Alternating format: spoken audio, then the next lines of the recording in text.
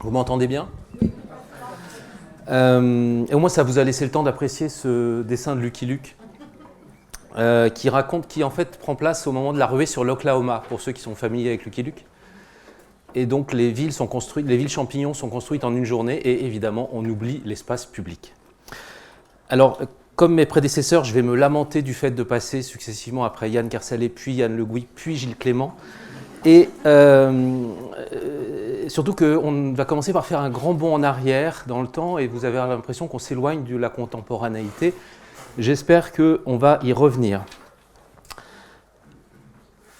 J'y vais carrément. Au XVIIe siècle, les Provinces-Unies, que vous connaissez aujourd'hui sous le nom de Pays-Bas, connaissent leur siècle d'or.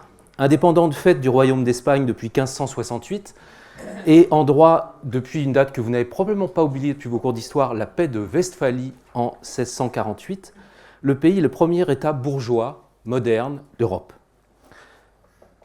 Le pays est florissant et la peinture y est florissante. Dans cet état de commerçant, on peint, pour la première fois dans l'histoire de l'art, toutes les activités de la vie sociale ou intime. Un marché de l'art se met en place, les peintres ne peignent plus seulement des œuvres de commande, mais des tableaux de leur choix, qu'ils vendent ensuite à des marchands. Cela donne une plus grande autonomie aux peintres dans le choix des sujets, mais les rend dépendants du marché et non d'un commanditaire. Ce qu'on pourrait appeler des niches apparaissent. Nature morte, paysages, marines, scènes intimes, vous les connaissez avec tous les peintres, enfin avec Vermeer en particulier. Ce siècle, on pourrait dire, voit ce que j'appellerais l'invention de l'intérieur en peinture. Nature morte, paysage, je l'ai dit, la plupart des sujets sont profanes. Cela permet à chaque peintre de trouver sa place, si je puis dire. Même les peintres de second rang se spécialisent et peuvent faire montre d'une virtuosité toute spéciale dans la représentation d'un sujet particulier. Et ce qui va m'occuper dans la première partie de cet exposé, c'est un de ces motifs qui apparaît à la fin du XVIe siècle et disparaîtra complètement au début du XVIIIe. Pendant cette période, il n'a existé que dans les Provinces-Unies, c'est la peinture des intérieurs d'églises. Je mets à chaque fois le nom du peintre. Vous allez voir qu'on va s'attacher à deux d'entre eux, mais c'est pas, enfin, ils ont tous des différences, vous allez voir. Les raisons pour lesquelles ces tableaux sont apparus à ce moment et en ce lieu, pour disparaître un siècle plus tard, ne sont pas claires. On a proposé d'y voir une démonstration de foi en l'une ou l'autre religion, à un moment où la rivalité entre catholiques et protestants était très vive dans le pays, mais il est souvent difficile en fait de distinguer les églises de chacun des deux cultes. On a supposé aussi que les tableaux étaient destinés à encourager la méditation spirituelle ou qu'ils feraient allusion dans les scènes qu'ils représentent aux trois vertus théologales, la foi, l'espérance et la charité. Si vous me faites penser, quand je vous les montrerai quand on y arrivera,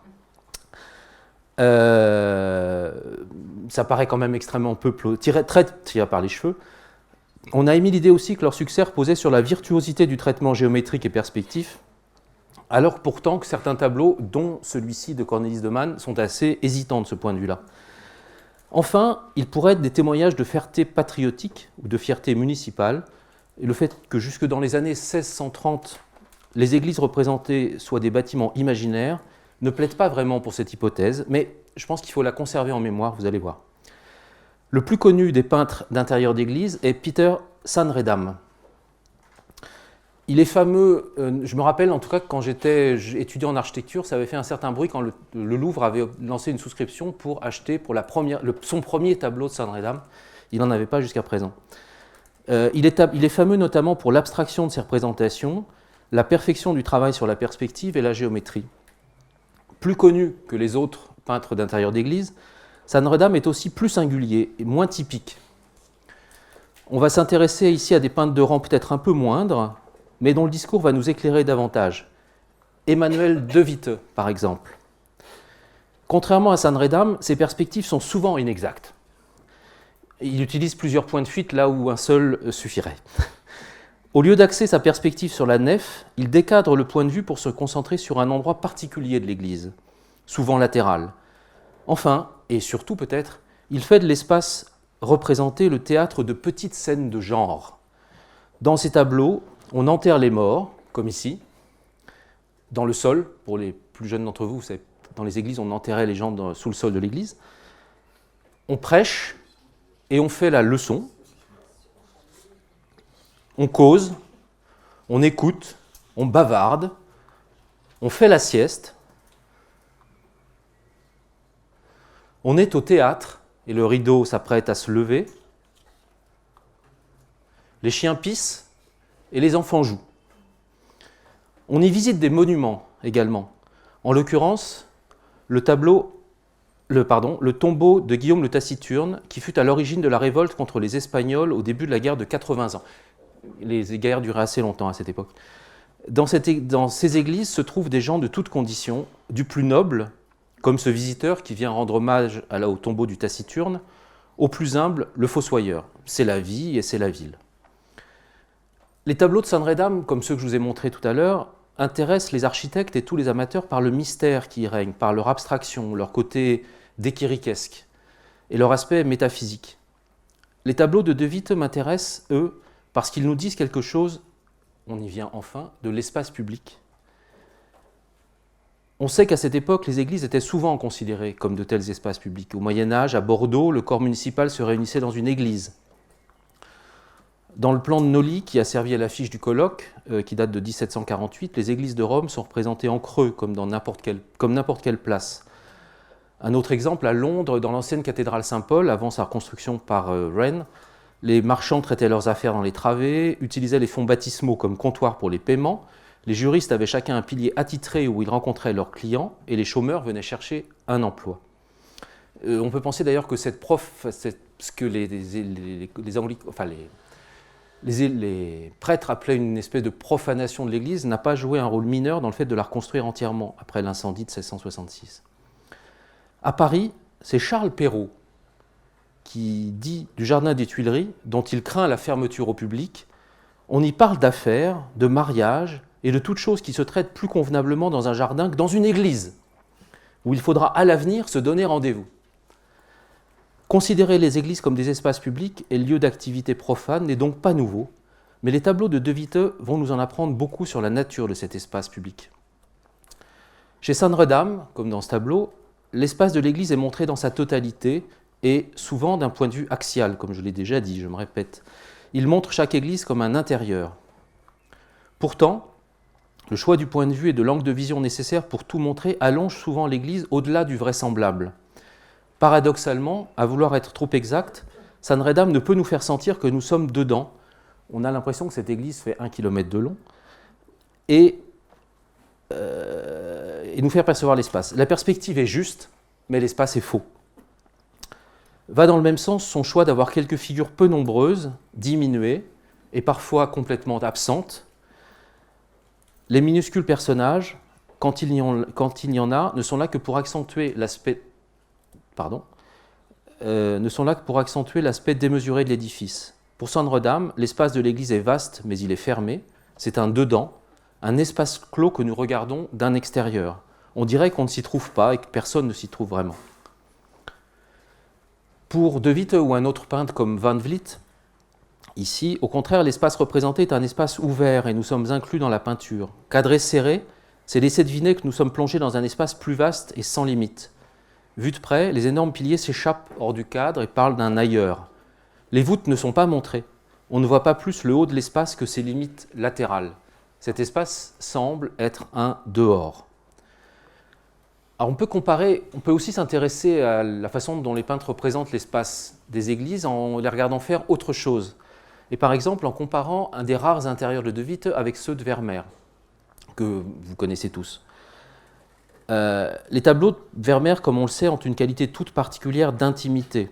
Dans ces espaces, tenus par quelques parois mais laissés ouverts sur un côté, une seule activité, silencieuse. Ici, la jeune femme lisant une lettre. Au contraire, dans une des rares scènes d'intérieur de Witte, au lieu d'être maintenu dans un cube virtuel d'air et de lumière irradiante comme chez Vermeer, plusieurs directions s'offrent au regard. L'ouverture latérale, qui laisse voir le ciel, ce qui n'est jamais le cas chez Vermeer, le couloir qui nous fait face d'une étrange profondeur avec un personnage quand même en pleine lumière tout au fond, et le lit à gauche où, si vous regardez attentivement, repose un homme. Les trois personnages sont séparés les uns des autres autant qu'il est possible, dirait-on. Même dans cet espace domestique et intime, la lumière est celle d'un extérieur, les directions sont multiples, l'ouverture est totale, les espaces nombreux. Contrairement à Vermeer, De Witte propose un mode d'être ensemble à la fois intime et collectif, où l'on partage quelque chose sans forcément échanger, dans un espace que je peux décrire ainsi. Les activités humaines y sont variées et nombreuses. L'espace est sans limite apparent et pourtant il est tenu. Les grandes fenêtres sans vitraux permettent la communication avec le ciel de la ville. Alors que les fenêtres, il faut juste préciser que les maisons étaient abondamment décorées des tableaux que les peintres avaient peints dans ce fameux marché dont je vous parlais tout à l'heure, mais que les églises ont été débarrassées de leurs tableaux dans une crise iconoclaste à la fin du XVIe siècle. Et donc elles sont vides, mais en revanche, et en même temps, il n'y a pas non plus de vitraux. Et donc elles ont la particularité d'avoir ces grandes baies vitrées qui s'ouvrent sur la ville et sur les autres espaces. On trouve dans ces tableaux une sorte d'épaisseur d'usage où se déroulent toutes les activités, une hauteur d'usage plutôt. Elle comprend le sol de l'église, les meubles divers, la chaire, des espaces variés qui organisent l'espace habité et y créent des tensions, des polarités, des ouvertures et des obstacles. Les masses verticales des piliers qui sortent de cadre ouvrent l'espace, comme je l'ai dit. L'espace représenté n'est pas, contrairement à celui des rues au dehors, n'est pas un espace de circulation. Il abrite les mêmes activités qu'au dehors, mais sans les encombrements, sans la presse et sans la saleté. L'espace public et l'espace de la circulation sont disjoints. Enfin, le sol est libéré. Il n'y a pas ce remplissage uniforme de chaises vides que l'on connaît dans nos églises. Sur le sol que tous partagent, on s'installe, on se déplace et on joue librement dans des sous-espaces différents. Il est curieux, et j'avais oublié de mettre ça, c'est ce qu'on peut représenter par un petit schéma de cet ordre où on voit l'espace dans la partie basse consacrée aux activités, l'espace dans la partie haute consacrée à la lumière et les parties plus petites qui permettent l'accommodement de ces activités avec la pratique. Si on compare ça avec un tableau représentant un véritable extérieur, un véritable espace public, la cour de la Bourse d'Amsterdam, elle est d'autant plus importante que la Bourse d'Amsterdam a donné son nom à toutes les bourses, c'est la Beurs. Cet espace que son usage désigne comme un véritable espace public, un condensé des activités profanes qui font la richesse du pays, cet espace semble bizarrement pourtant moins urbain, moins libre. C'est un espace de la parole, c'est un espace où tout le monde semble se connaître et appartient à la même classe. Un lieu physiquement ouvert mais socialement fermé, au contraire de nos églises, où la société tout entière se retrouve. D'ailleurs, il faut noter que autant les intérieurs d'églises sont nombreux à cette époque, pendant ce siècle étrange, autant les vues urbaines sont rares à cette époque en Hollande. À quelques exceptions près, les espaces de la ville sont sans forme. Ce qui n'est pas un problème en soi, mais il est frappant que les peintres d'intérieur d'église aient représenté des espaces publics qui, eux, ont une forme. Ça, c'est le Dam, qui est la grande place presque unique d'Amsterdam, avec, comme vous le voyez, un espace extrêmement ouvert. Cette production d'intérieur d'église prend place dans un contexte urbain en profond renouvellement. Le XVIIe siècle voit les grandes villes européennes croître extraordinairement rapidement. Paris et Londres, les deux plus grandes, passent respectivement de 220 000 à 500 000 habitants et de 187 000 à 550 000 en un siècle, entre 1600 et 1700. Elles font donc plus que doubler leur population. Dans le même temps, Amsterdam voit sa population quadrupler, de 54 000 à 200 000 habitants. Plusieurs raisons à cela. En premier lieu, la richesse de la jeune République batave, des Provinces-Unies, la République batave c'est sous la Révolution, qui invente le commerce transocéanique avec la Compagnie néerlandaise des Indes orientales créée en 1602. En second lieu, et bizarrement, la guerre avec le Royaume d'Espagne, catholique, qui occupe toujours le sud des anciens Pays-Bas espagnols, l'actuelle Belgique. Et dans le cadre de cette lutte contre l'État espagnol qui occupe la partie sud de ce qui est maintenant la Belgique, les Provinces-Unies au nord ont bloqué l'Escaut et donc empêchent le port d'Anvers de fonctionner. Le port d'Anvers qui était à l'époque le grand port du nord, et donc les bourgeois protestants d'Anvers fuient et s'établissent à Amsterdam et font la richesse colossale de la ville en quelques dizaines d'années. Dans ce contexte tout à fait particulier, Amsterdam va faire l'objet d'un plan de développement spectaculaire où 3 canaux concentriques doublent la surface de la ville ancienne en 1612.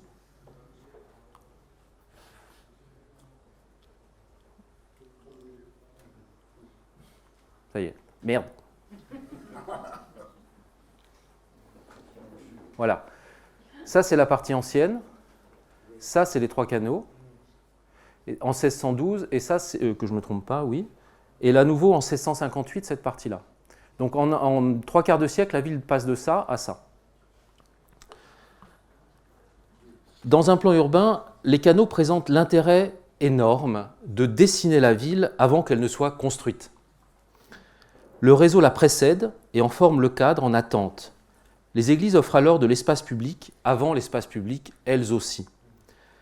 Remarquons aussi que l'espace de la ville n'existe pas tant que les rives des canaux ne sont pas bâties. Il n'est qu'un support. C'est ce que Roland Barthes remarquait en écrivant que dans les marines hollandaises telles que celle-ci, l'eau est un sol, on y marcherait, la mer est entièrement urbanisée. Nos intérieurs d'églises sont une réponse à cette croissance des villes.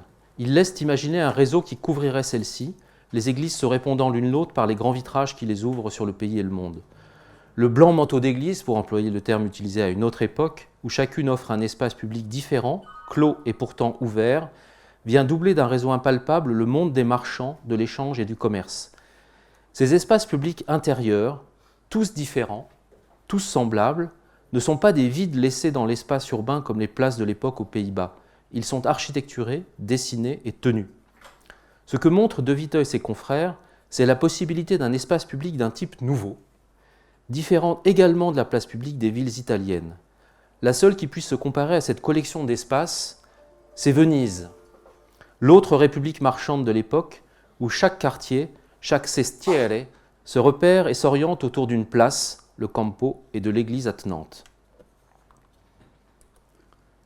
À Paris, au même moment, 1670 est la date capitale où Louis XIV décide de faire de Paris une ville ouverte, pour citer Pierre Lavedan.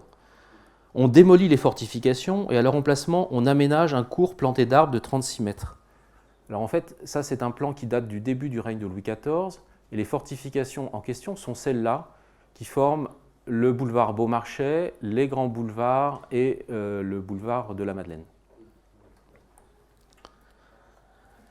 Ce fut l'origine des grands boulevards et quelque chose d'entièrement nouveau en Europe. Là encore, c'est Pierre Lavedan qui parle. Le plein se transforme en vide, la protection en ouverture sur le paysage de l'Île-de-France. Le paradoxe, c'est que jusqu'à la fin du XVIe, il n'y avait eu dans la plus grande ville d'Europe, qui est Paris, une seule place. Pas très grande, c'est la place de Grève, qui est là, qui n'est en rien un lieu de plaisir.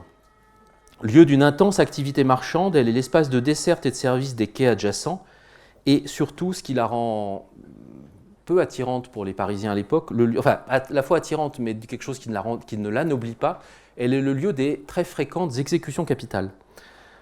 Les premières places modernes à voir le jour, à l'initiative d'Henri IV, sont la place Dauphine et la place Royale, future place des Vosges. Place Dauphine est là, et la place des Vosges est là, en limite de la ville. Deux opérations financières et spéculatives. Toutes deux sont des espaces assez clos, à l'image des places italiennes, mais sans leur rôle civique. Elles ne sont faites que de logements. Et enfin, les premières places construites sous Louis XIV, place Vendôme et place des Victoires, restent elles aussi des salons urbains assez fermés. Elles sont, que je ne dise pas de bêtises, là, pour la place Vendôme, et là, pour la place des Victoires. La place des Victoires, c'est un endroit merveilleux, mais qui a été très abîmé par l'osmanisation. Elle est beaucoup plus ouverte qu'elle n'était à l'époque.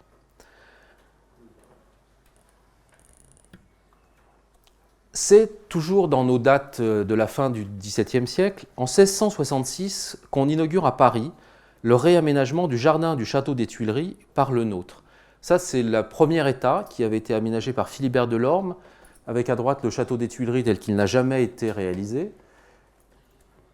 Et l'aménagement de le nôtre, qui est celui que vous connaissez. C'est le jardin des Tuileries que vous connaissez, avec le palais des Tuileries qui, lui, n'existe plus, la terrasse du bord de l'eau et les rampes qui permettent d'accéder à cette terrasse qui est là. Charles Perrault, comme on l'a vu, a convaincu le roi de l'ouvrir au public. Il disait « Je suis persuadé que les jardins des rois ne sont si grands ni si spacieux qu'afin que tous les enfants puissent s'y promener. » Alors, ouvrir au public, évidemment, au public de qualité. Néanmoins, une fois par an, tout le monde pouvait y rentrer et il suffisait les autres jours de s'habiller bien pour rentrer. Promenade pour les enfants, certes, mais pas seulement. Ce lieu de partage de commerce et d'affaires est aussi tout de suite, dès 1680, un lieu de rencontre homosexuelle. Le jardin est domaine royal et aucune arrestation ne peut y avoir lieu. C'est, dans une certaine mesure, un espace de liberté. Dans une certaine mesure, parce qu'en fait, il y avait des indicateurs qui allumaient les amateurs et les emmenaient boire shopping à l'extérieur pour qu'on puisse les arrêter. On y traite des affaires, on y déjeune dans les cafés installés sur la terrasse du bord de l'eau. Comme dans nos églises hollandaises, toutes les activités sociales trouvent leur place dans ce premier espace parisien mis à l'écart de la circulation, sans être à l'écart de la ville.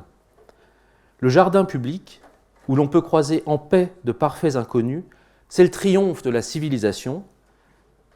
Et si je peux me permettre une petite incursion dans le contemporain, c'est le contraire du potager partagé, qui lui est le triomphe de l'esprit de clocher. Le potager partagé, vous y allez avec vos voisins. Le jardin des Tuileries, vous n'y rencontrez précisément pas vos voisins. D'un point de vue architectural, le nôtre donne forme au sol du jardin. La coupe est l'outil principal du travail, avec les terrasses dont j'ai parlé. Au XVIIIe siècle, quelques 50 ans plus tard, la place Louis XV, aujourd'hui place de la Concorde, vient prendre le relais des Tuileries. Il faut bien dire que le projet est très difficile à apprécier aujourd'hui, même quand elle est momentanément débarrassée de ses automobiles dans ce très bel autochrome de Paul Castelnau au début du XXe siècle. Pourquoi ? Elle a subi des altérations assez considérables. La statue équestre pour laquelle elle a été conçue, elle a été fondue à la Révolution et elle a été remplacée par l'obélisque que vous savez. Plus grave, les fossés qui dessinaient une place dans la place et concentraient le passage sur les axes médians ont été comblés. Il s'agit de ces fossés-là, ici, qui font tout le tour de la place et qui obligent à passer ici, là, là et là. Alors, ils ont été comblés en 1854 à cause des prostituées qui y exerçaient leur activité. Les dispositifs qui articulaient la place à la Seine ont été eux aussi profondément modifiés au début du XIXe. Ce tableau qui montre la place de l'ambassade vue de la qui montre la place vue de l'ambassade de la République batave, on retrouve nos amis hollandais, a été peint en 1808 par un Hollandais installé à Paris, Josephus Knip. Et vous voyez les dispositifs extrêmement élégants qui montrent la façon dont la place vient se raccorder avec les quais bas, dont le quai des Tuileries qui est là est surplombé par la terrasse du bord de l'eau des Tuileries. C'est une espèce d'incroyable symphonie d'horizontale. Et surtout, pour la première fois, on dessine une place faite pour être vue de loin. C'est un paradoxe. Une place, a priori, c'est un creux dans des tissus, dans des pleins de la ville et qui est invisible à qui s'en éloigne. La ville se déploie autour d'un lieu, et là je cite un historien de l'architecture, largement ouvert où se croisent les itinéraires, alors que la place Royale, la place des Vosges et la place Vendôme étaient des places presque aussi fermées que les cours de palais et comme isolées du tissu urbain, tout l'inverse de la Concorde. Dans son état original, alors il y a eu un bref moment où le pont qui était prévu par Gabriel n'a pas été construit, c'est la figure qui est représentée là, et ça, on est en Italie tout d'un coup, quoique. Dans son état original, donc, le sol de la ville y acquiert une épaisseur, modelée par le relief des fossés et des quais, par les terrasses hautes qui confortent l'horizontale et participent à la fabrication. Il oriente, qualifie et module les parcours sans jamais sembler diriger. Plus qu'un carrefour, la place est une destination où l'usage est contenu et la vue est ouverte. Alors, il y a deux images qui datent du début du XIXe siècle qui peut-être exagèrent un tout petit peu dans la représentation de la Concorde comme quasiment le bois de Vincennes. Mais on peut penser, je me plais à penser que c'est simplement parce qu'on a laissé la végétation pousser pendant des années où peut-être l'entretien n'était pas fait de la même façon. Et il ne faut pas se fier à ces gravures populaires, puisque là, même la statue du roi était représentée, ça c'est avant la Révolution bien sûr, la statue du roi est représentée dans le mauvais sens. Alors, ce qu'on peut dire en fait, c'est qu'entre 1680 et 1682, il y a une sorte de... beaucoup de villes prennent la décision de commander des statues du roi, et en réalité sans savoir du tout où elles allaient pouvoir les mettre. Et en fait, on inventera pour ça des places d'un type nouveau qui verront le jour au siècle suivant. naît de l'absolutisme. La place royale au XVIIIe siècle, cette place Louis XV qu'on vient de voir, mais aussi la place de Caen, celle de Dijon, de Besançon, de Bordeaux, est une idée, comme disait Malaparte à propos de la place de la Concorde. Elle est réglée, minimale, ouverte sur le monde pour le dominer, tenue, ordonnée et régulière. C'est Versailles, finalement. La plan de la place Louis XV, avec son enchâssement de fossés et de limites sans murs, est un plan de ville, un plan où l'on reconnaît Vauban. La place royale, comme celle-ci, est une métaphore de ville idéale, alors que la place italienne en est une métonymie. La place italienne montre la cité telle qu'elle est et non telle qu'elle devrait être. Toujours à la même période, en 1685, cette fois, ce sont les États du Languedoc qui font eux aussi exécuter une statue équestre de Louis XV sans savoir où la mettre. Elle attendra 30 ans de trouver sa place à Montpellier, sur l'esplanade du Pérou. Alors en fait, ça c'est Montpellier au Moyen-Âge. Vous voyez donc une première série de fortifications, puis des faubourgs pris dans une deuxième série.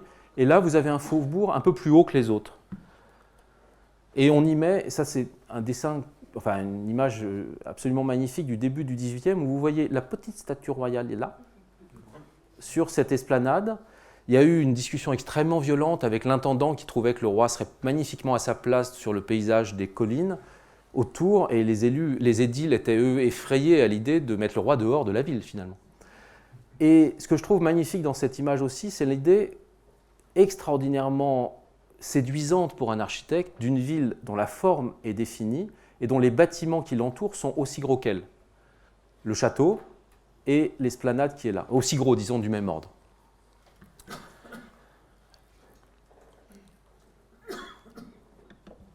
Alors, à la moitié du XVIIIe, c'est le grand architecte montpelliérain Jean-Antoine Giral qui donnera sa forme définitive à la place en lui donnant son caractère de place royale qui est là, avec la statue du roi qui est ici et les fontaines.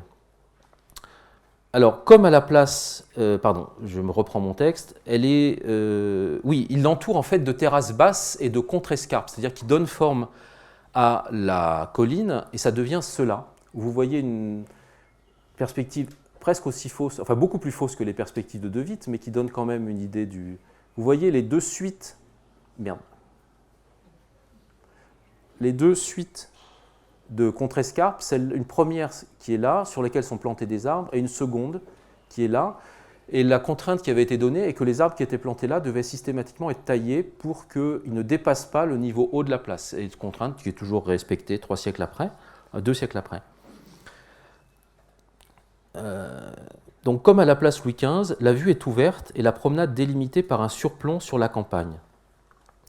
S'ajoute à cela une fontaine qui ouvre la place sur l'immense paysage mesuré par l'aqueduc qui alimente la ville. Je ne vais pas vous faire un cours sur le Pérou, mais simplement, tout est arrivé, comme à la place Louis XV à Paris, tout s'est petit à petit mis en place, et celui qui a tout mis en place à la fin, c'est Giral, mais tout commençait à être là.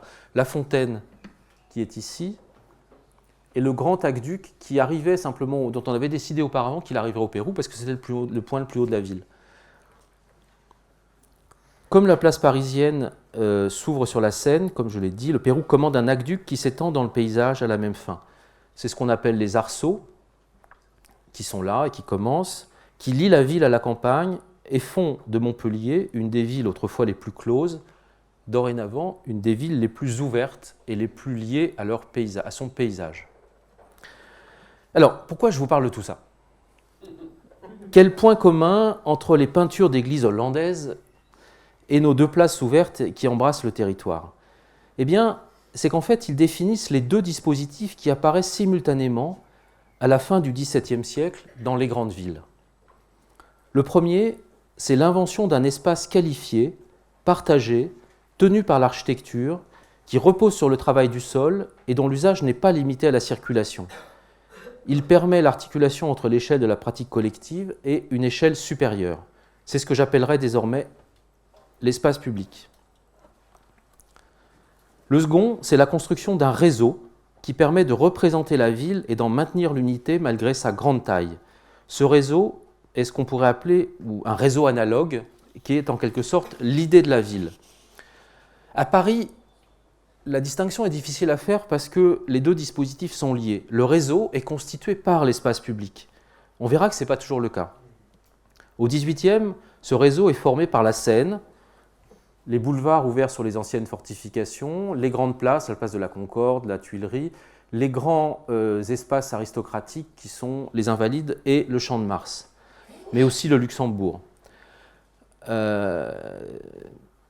Plus tard, les percées haussmanniennes vont permettre... Pardon.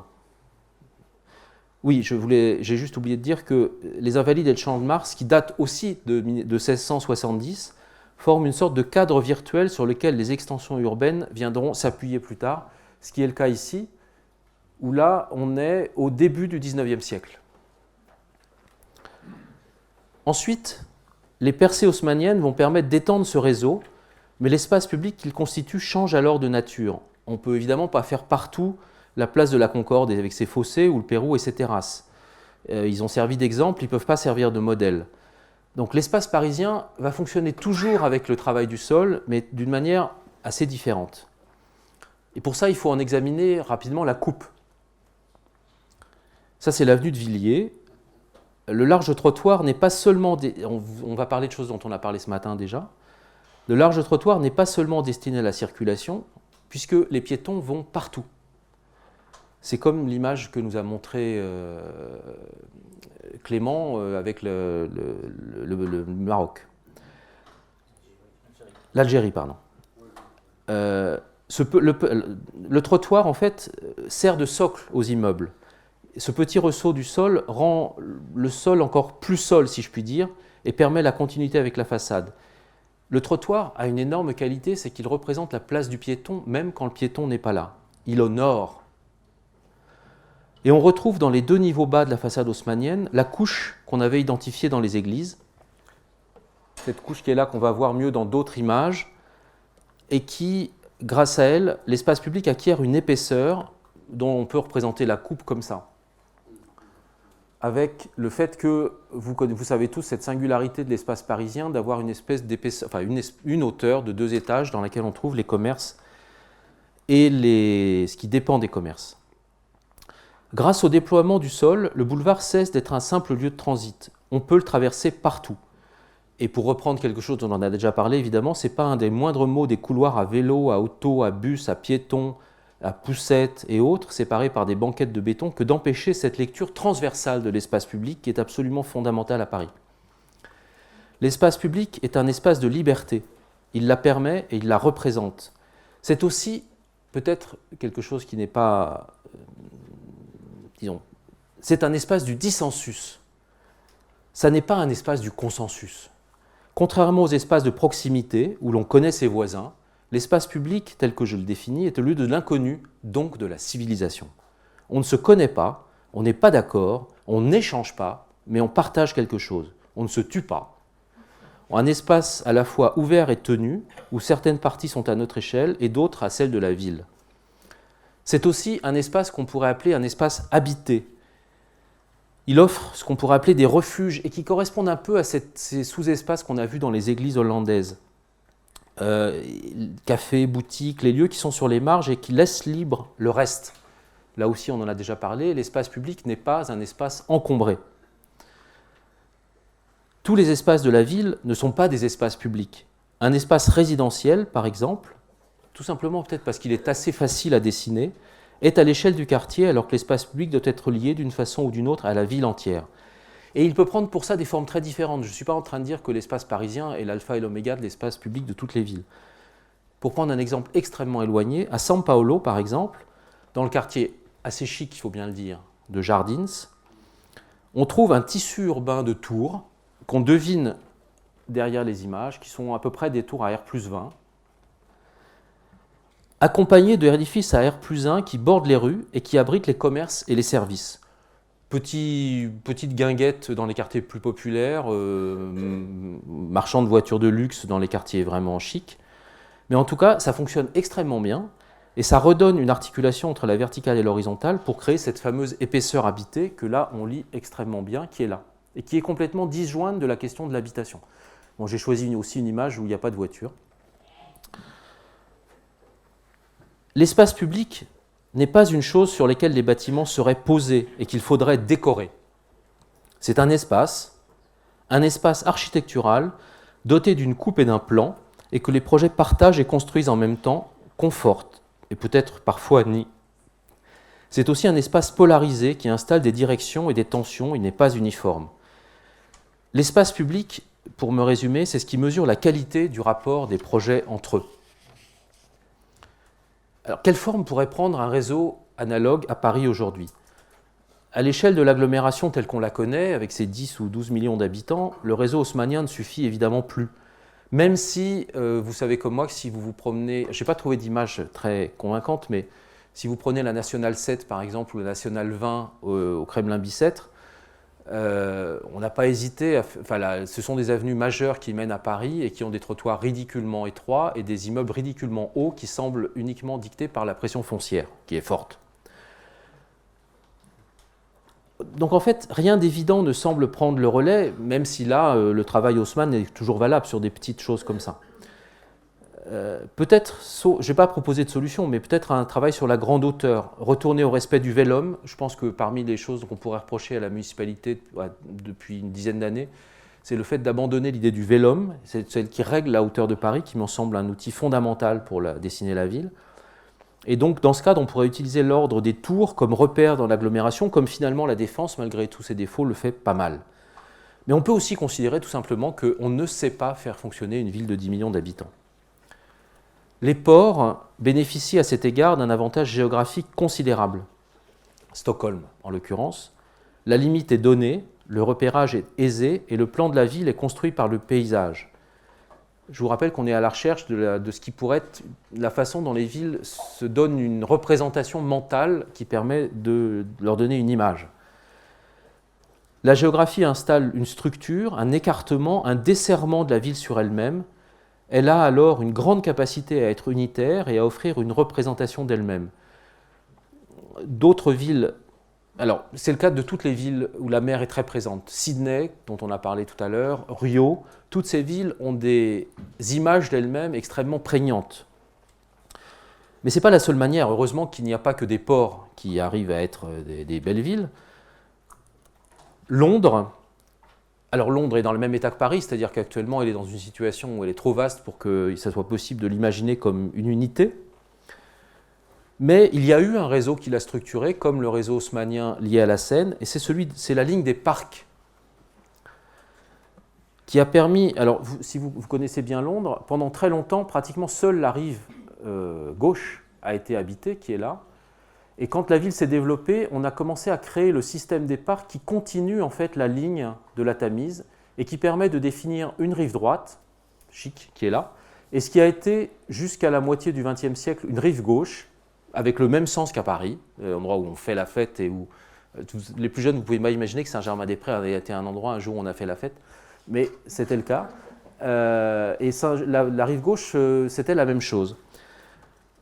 Et d'ailleurs, l'importance des parcs à Londres, on la connaît pour le plaisir, mais pas seulement pour ça. Vous vous souvenez peut-être que l'an dernier, il y a 2 ans, lors d'une conférence dans un truc qui s'appelle le World Architecture Festival, ça existe, et contrairement à ce qu'on pourrait penser s'étant à Berlin, Patrick Schumacher, désormais patron de Zaha Hadid Architects, il y avait les Anglais qui sont des gens délicieux, ont fait un récit de la présentation de Schumacher en parlant de son teutonic accent. Il faut dire qu'il n'y allait pas avec le dos de la cuillère, expliquait que pour régler les problèmes de Londres, notamment le prix excessif des logements, il fallait supprimer les logements sociaux, les règles d'urbanisme, laisser le marché tout régler, privatiser les espaces publics, parcs et avenues compris, et il prenait l'exemple de Hyde Park en disant, évidemment, il faut construire tout Hyde Park, d'ailleurs, qui y va ? Vous imaginez la tête des Anglais quand un Allemand, on leur a expliqué en Allemagne, en anglais, avec un accent allemand épouvantable. Et alors, je dévie là, mais la réponse extraordinaire qui montre l'état de dénuement idéologique dans lequel sont les gens, c'est que l'agence de Zaha Hadid a répondu avec un texte où il se défendait en disant « Mais il y a plein de nationalités différentes qui travaillent chez Zaha Hadid Architectes. » Et là, on a envie de leur dire « Quel rapport ? Vous pourriez tous être des connards, mais des connards étrangers. » C'est moi qui rajoute. Tokyo, pour prendre un autre exemple, est peut-être le seul exemple d'une mégalopole qui fonctionne dans une certaine mesure au prix de déplacements assez abrutissants pour beaucoup d'habitants. Et le réseau qui donne son unité à la ville de Tokyo, c'est évidemment celui des chemins de fer. Les gares sont disposées en anneaux autour du fameux vide central du palais impérial et sont autant de centres pour les quartiers du cœur de Tokyo, rassemblant commerce et bureaux. Je pense qu'il n'y a pas d'espace public au sens que j'ai évoqué, mais le réseau de représentation fonctionne extrêmement bien. Et enfin, dernier exemple, et je terminerai là-dessus, Los Angeles, qui a motivé tout ce travail, parce que j'ai commencé à réfléchir là-dessus pour essayer de répondre à la question de savoir comment je pouvais aimer une ville comme Los Angeles, qui n'a absolument aucune idée de ce que c'est que l'espace public. En revanche, le réseau qui représente la ville et lui donne son unité est bien là.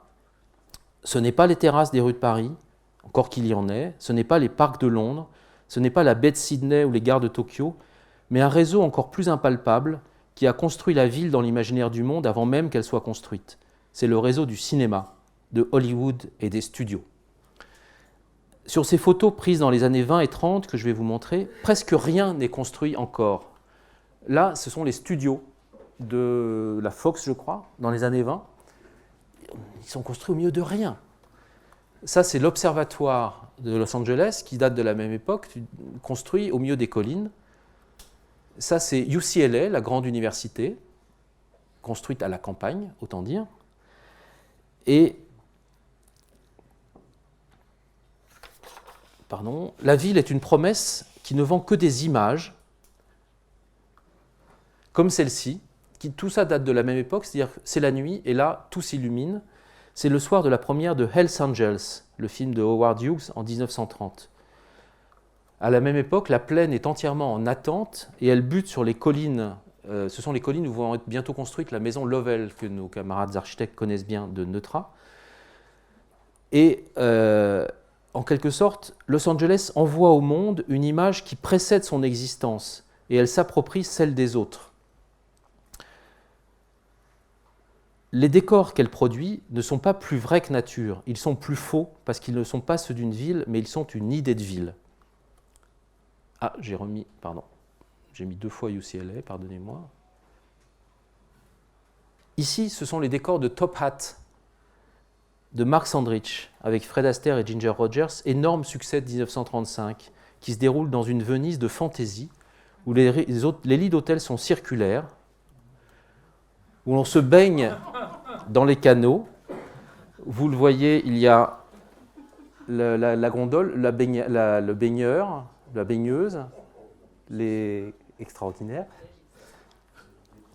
et où l'on bronze devant les hôtels. Alors, je n'ai pas trouvé, mais il y a une image extraordinaire où on voit l'image. Ils ont voulu mettre des rivas, et pour que ça tienne dans le décor, les rivas font à peu près 1,50 m de long. Donc, on a l'impression d'une voiture d'enfant. Et c'est extraordinaire parce que c'est une force, oser faire un film comme ça, qui en plus c'est un immense film, Top Hat, c'était très très bon. Ça veut dire qu'on a une capacité à se représenter comme du faux, comme du décor, comme en attente, qui va être capable d'influencer entièrement le XXe siècle tout entier. Quelle autre ville prouve ainsi son existence dans la représentation des autres? Je vous remercie.